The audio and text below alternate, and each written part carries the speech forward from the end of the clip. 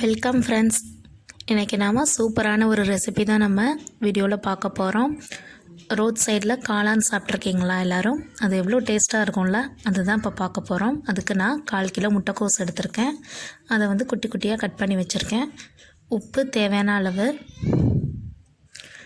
மஞ்சள் தூள் 1/4 table spoon, மிளகாய் தூள் 1 table spoon, cornflour 2 table spoon, bajji mix 1 cup எடுத்திருக்கேன், இஞ்சி பூண்டு பேஸ்ட் 1 டேபிள் ஸ்பூன், வெங்காயம் 2 மீடியம் சைஸ் மிக்சியில் ஒரு அடி அடித்து வச்சுருக்கேன், தக்காளி 2 மீடியம் சைஸ் நல்லா பேஸ்ட்டாக அரைச்சி வச்சுருக்கேன், கருவேப்பிலை, கஸ்தூரி மெத்தி 1 டேபிள் ஸ்பூன்.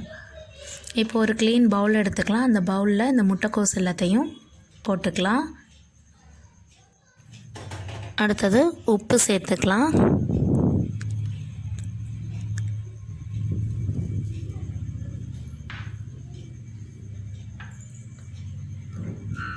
மிளகாய் தூள் சேர்த்துக்கலாம். அடுத்ததாக பஜ்ஜி மிக்ஸ் எல்லாத்தையும் ஆட் பண்ணிக்கலாம்.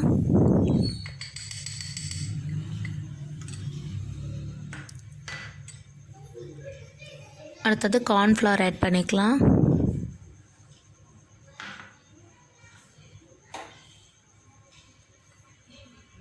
எல்லாத்தையும் ஆட் பண்ணிவிட்டு இஞ்சி பூண்டு பேஸ்ட்டையும் ஆட் பண்ணிக்கலாம். ஆட் பண்ணிவிட்டு நல்லா மிக்ஸ் பண்ணிக்கலாம்.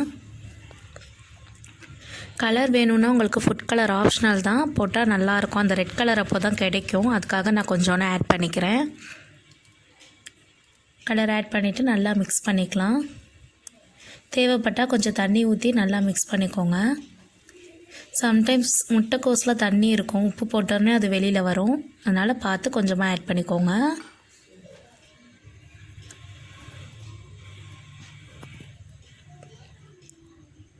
இப்போ இதை நம்ம ஒரு சட்டியில் ஆயில் ஊற்றி ஸ்டவ் ஆன் பண்ணிவிட்டு ஆயில் ஹீட் ஆனதும் பொரித்து எடுத்துக்கலாம்.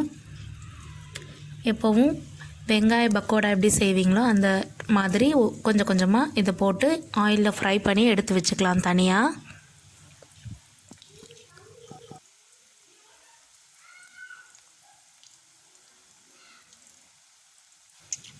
இப்போ இது நல்லா ஃப்ரை ஆகிடுச்சு. இதை ஒரு பிளேட்டுக்கு மாற்றிக்கலாம்.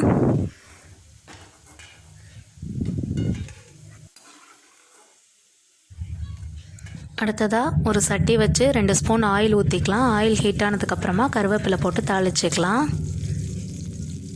அடுத்தது வெங்காயம் நம்ம மிக்சியில் ஒரு அடி அடித்து வச்சுருக்கோம்ல, அதை இதில் சேர்த்து வதக்கிக்கலாம். இந்த மாதிரி அடித்து வச்சுக்கோங்க, அப்போ தான் நல்லா கிரேவி மாதிரி கிடைக்கும். அதுக்காக நல்லா மிக்ஸ் பண்ணிக்கலாம். வெங்காயம் வதங்குறப்பவே இதுக்கு தேவையான உப்பையும் ஆட் பண்ணிக்கலாம். ஏற்கனவே அதுக்கு தேவையானது அதில் போட்டாச்சு அந்த ஃப்ரையில். இதுக்கு தேவையான அளவு மட்டும் போட்டுக்கோங்க. நல்லா வதக்கிக்கலாம். இஞ்சி பூண்டு பேஸ்ட்டு இதில் சேர்த்துக்கலாம்.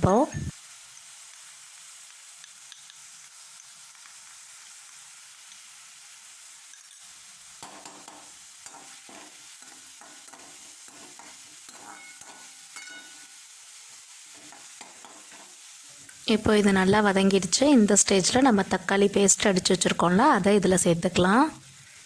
சேர்த்துட்டு நல்லா கிளறிக்கலாம்.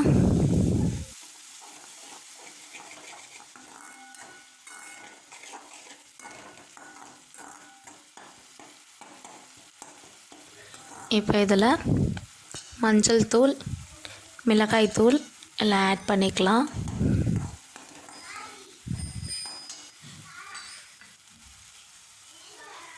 ஆட் பண்ணிவிட்டு நல்லா மிக்ஸ் பண்ணிக்கலாம்.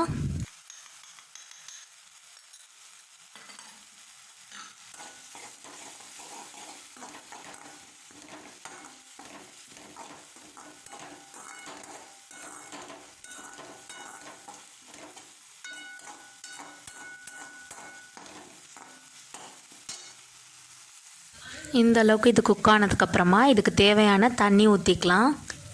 நான் 3/4 டம்ளர் தண்ணி ஊற்றிருக்கேன். தண்ணி ஊற்றிட்டு நல்லா மிக்ஸ் பண்ணிக்கலாம். இதிலே நம்ம 1 ஸ்பூன் கார்ன்ஃப்ளவருக்கு 1/2 டம்ளர் தண்ணி ஊற்றி நல்லா மிக்ஸ் பண்ணி அதை இதில் ஊற்றிக்கலாம். ஊற்றிட்டு நல்லா மிக்ஸ் பண்ணிக்கலாம்.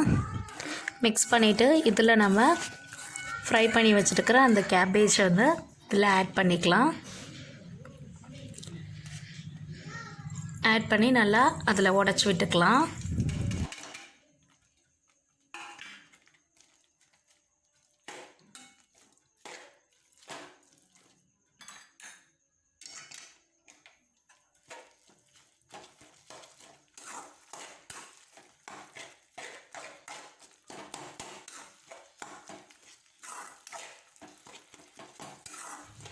இது வந்து நல்லா திக்காகிற வரைக்கும் நம்ம இதை அடுப்பிலே வச்சுக்கலாம். இப்போ இது நல்லா திக்காயிடுச்சு. இந்த ஸ்டேஜில் கஸ்தூரி மெத்தி எடுத்து வச்சுருந்தோம்ல, அதை இதில் ஆட் பண்ணிவிட்டு நல்லா மிக்ஸ் பண்ணிக்கலாம். அவ்வளோதான் ஃப்ரெண்ட்ஸ்.